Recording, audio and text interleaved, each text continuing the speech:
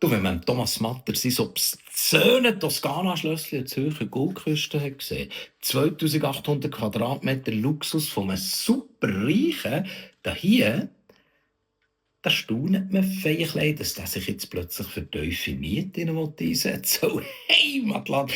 Man hat fast gar ein bisschen Mühe, das zu glauben. Überhaupt die Partei der Schwerreichen und der Milliardärinnen, die sogenannte Volkspartei, oftmals linke und soziale Themen entdeckt haben. Nachhaltigkeit, Ressourcen, der Boden, der knapp wird, die Ausländer sind schuld, Gesundheitswesen, Krankenkassenprämien, die Ausländer sind schuld. Plötzlich interessiert sie der ÖV.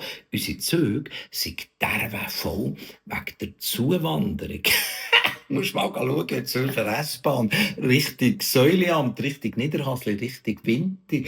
Dort hier verstopfen jetzt nicht Eritreer die Züge, sondern Häusli-Schweizer, die überall entlang diesen S-Bahn-Linien gebaut haben.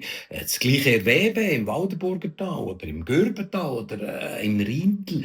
Häusli-Schweizer. Das hat jetzt ehrlich gesagt nicht so viel mit der Zuwanderung zu tun. Und darum, neuerdings, probieren gewisse Volksparteilerinnen sogar zu gendern, wie hier Diana Gutjahr in der Arena. Die nächsten 10 Jahre, dass man jedes Mal in dem Jahr, wo es ein Problem darstellt, eine Finanzierung gesichert haben, sondern dass man eine Auslegeordnung hat, wo alle nachher auch dahinter stehen können. Nicht nur das Parlament, sondern das Volk, wie die jetzt nachher zahlen oder mittragen und nicht wir Parlamentarierinnen und Parlamentarier. Parlamentarier und Parlamentarier. Das üben wir nochmal, Frau Gutjahr. Sogar für Gewalt an Frauen und Femizide interessiert sich der Parteipräsident der SVP neuerdings. Solange er pauschal den Ausländer die Schuld geben, noch lieber den Asylanten. Und dann mit schwer gefälschten Zahlen operiert. Ja, wenn wir wissen, dass 11-mal mehr Asylanten Frauen vergewaltigen als Schweizer, wenn wir wissen, dass 17-mal mehr Asylanten schwere Körperverletzungen begehen als Schweizer, dann haben wir doch ein Problem in dem Land. Auf dem Plakat steht: Fakt ist, 9 von 10 Wohnungen bauen wir für Zuwanderer. Das ist gelogen. Fakt ist, Asylanten vergewaltigen 11-mal häufiger als Schweizer.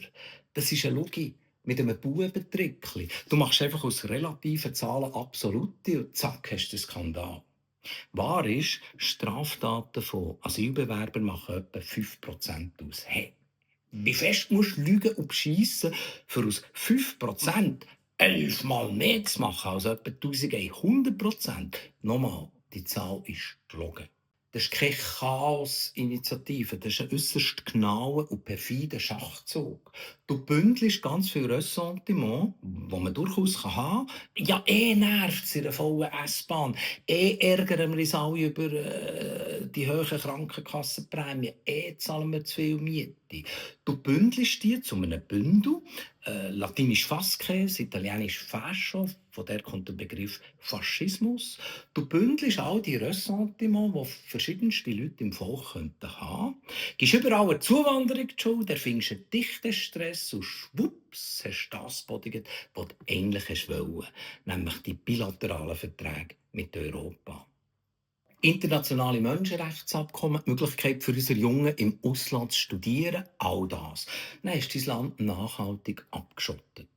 Kannst du die Engländer fragen, wie das rauskommt, wenn man sich dieser isoliert? Hast du einen helvetischen Brexit hergeführt, ohne deine wahren Absichten je offen zu legen?